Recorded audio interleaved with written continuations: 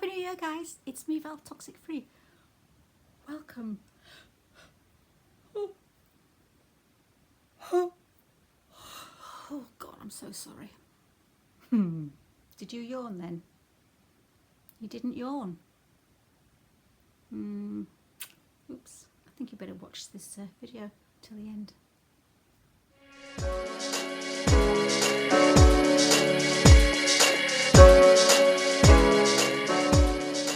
So, today's video, 10 weird, strange, untalked about, unrevealed traits of a psychopath. Now, we know that psychopaths, if we've learned about them, and if we've dealt with them, well, we know they're narcissistic, they're grandiose, they're pathological liars.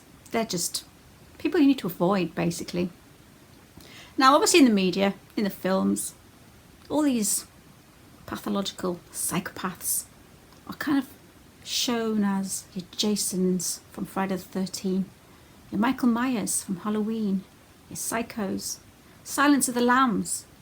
They're all the kind of people portrayed in TV and film like scary-eyed, wide, strange, masked creatures that roam around in the dark with a knife and they're willing to cut you up into little pieces.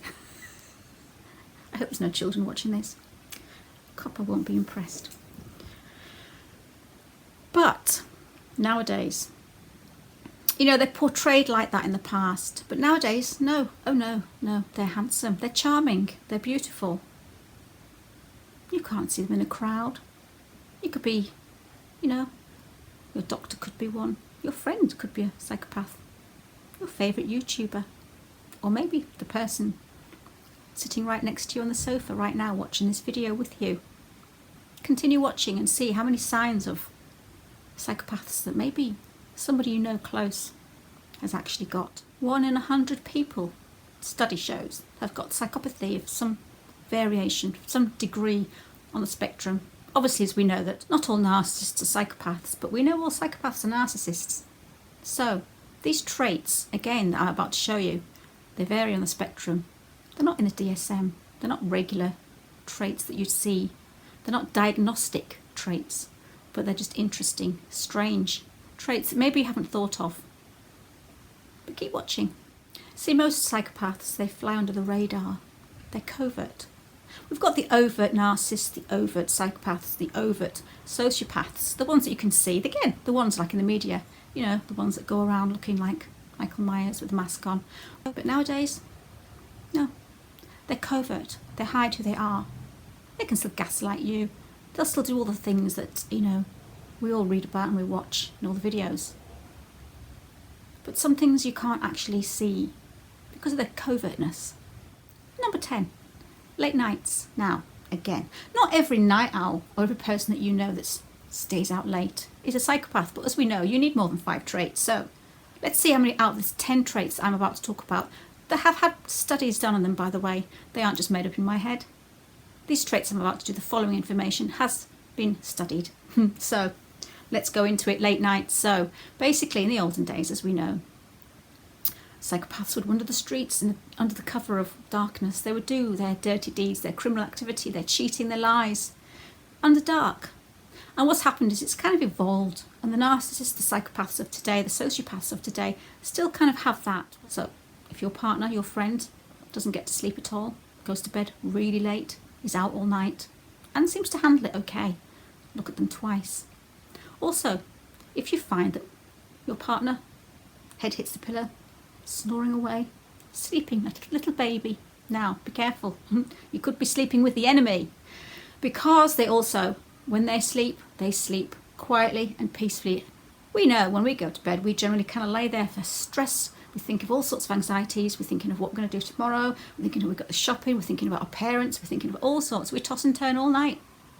Nope, the psychopath's head will hit that pillow and they will snore. And they'll have 3 or 4 hours sleep and wake up and feel refreshed. Just be careful who you're sleeping next to. Number 9, shallow or no emotions. Blank. Complete deadpan. A lot of psychopaths, they pretend their emotions, they pretend their empathy, and sometimes they get it a little bit wrong. Sometimes they quite can't hit the nail on the head, which is why we look at somebody and think, that's very strange. They're covert, they're wolves in sheep's clothing. They'll hide amongst the normal people of the streets, of the world, of the shops. You walking around, you could be standing next to somebody in the bus. No expression, deadpan. They're not good at faking emotions, and you can see it on their face.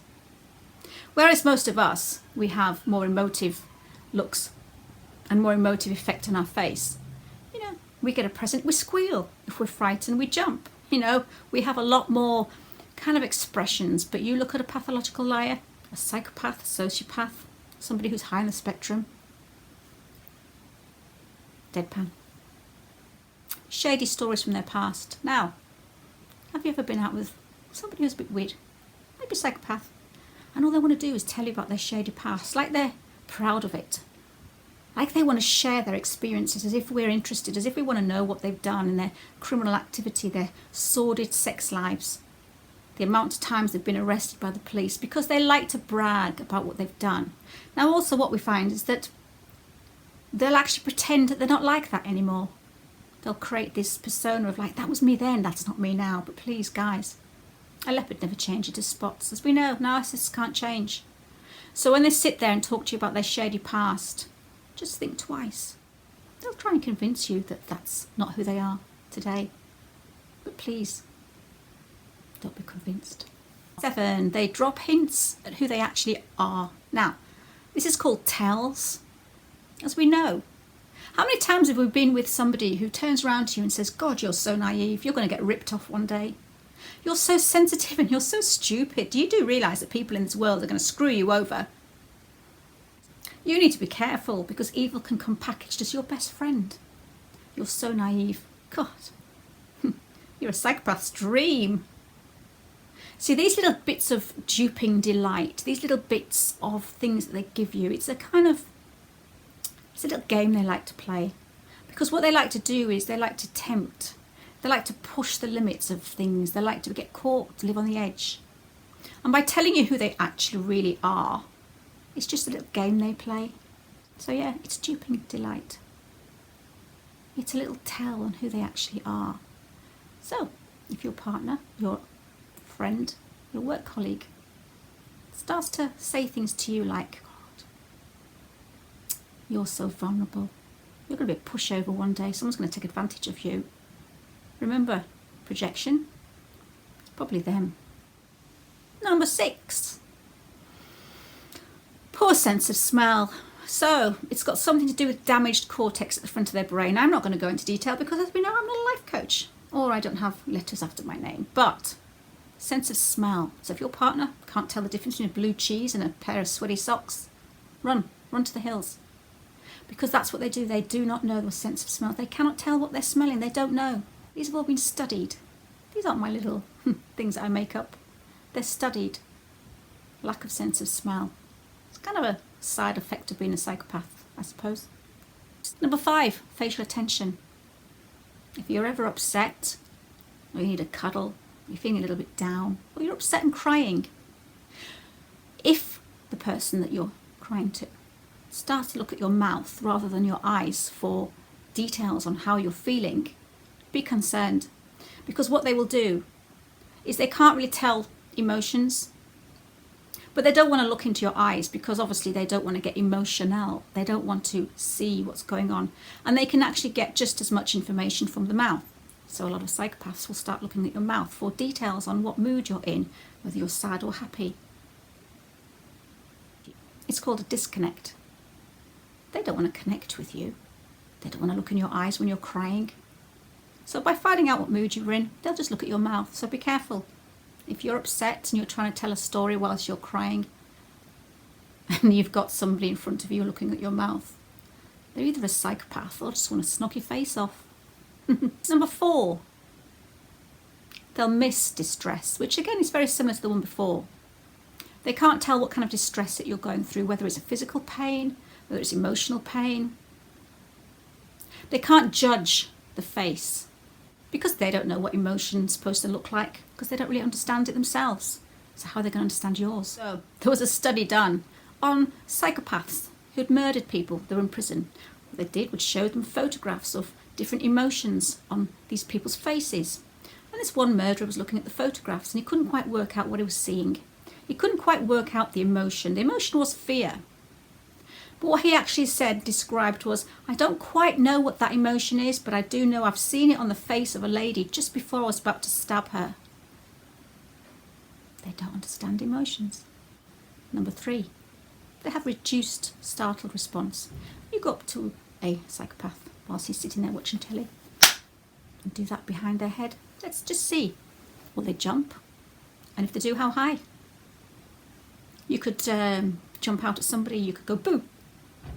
No startled response. They don't have any fear. They won't flinch when a car backfires. So, if you want to do this test on your partner, your lover, your friend, just make them jump and see if they do. Number 2, black coffee addiction. Now again, it doesn't mean that everybody that drinks black coffee is a psychopath, but along with all the traits that I've already spoken about, this is one that's actually been studied and proved. It's something to do with the bitterness, the strong. They like strong flavours. Black coffee, dark chocolate, anything that's really strong. So drinking black coffee, it could indicate tendencies towards the psychopath side. So if your friend goes out for lunch and keeps ordering black coffee, no sugar, no cream, run to the hills.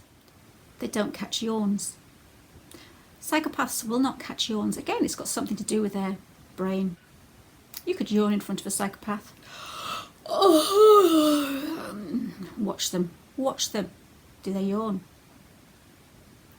Yawning is contagious, and yawning is a sign of empathy. They haven't quite got right into the reason why people yawn just yet, but they do actually have studied it, and a percentage of people who showed signs of the 3 triads would basically not yawn at photographs of yawning people. You can be in a room full of yawning people and a psychopath will not yawn. Again, watch out. Again, this is not a diagnostic tool. None of these things that I've talked about in this video are anything to do with diagnostic tools. They're not in the DSM-5, but they're interesting. They're entertaining. But please be careful if anybody has more than 5 of the traits that I've just talked about. You could be living with or sleeping with the enemy. So, I hope some of these traits have been interesting. And again, obviously, like narcissism, you've got to have more than 5 traits for these things to prove that you are a psychopath, sociopath, or a narcissist. So, don't have nightmares. Obviously, if you're lying next to somebody who doesn't yawn, who sleeps like a baby, who stays up late, drinks black coffee, doesn't jump when you go boo, just be careful. So, I'm going to leave it there. I'm going to say thank you so much for watching. I hope this video has been entertaining, if anything. And just remember, not everyone you meet is a psychopath. Only those that don't yawn. So I'm going to leave you with a clip of a sort of series of Netflix. And this was what made me want to do this video, because I saw this clip of, it's called Luther. Now, some of you may have watched it out there. You may know which clip I'm talking about. But it's about the contagious yawning. So I'm going to leave it there. I'm going to leave it with you so you can just watch it. And I do hope you had a great Christmas. Happy New Year. And again, all the best for the future. And thanks again for everything. Take care. See you later. Strange feeling like I'm looking at it down the wrong end of a telescope. Like it happened years ago. That can happen with stress. Different parts of the brain take over. We remember things in different ways.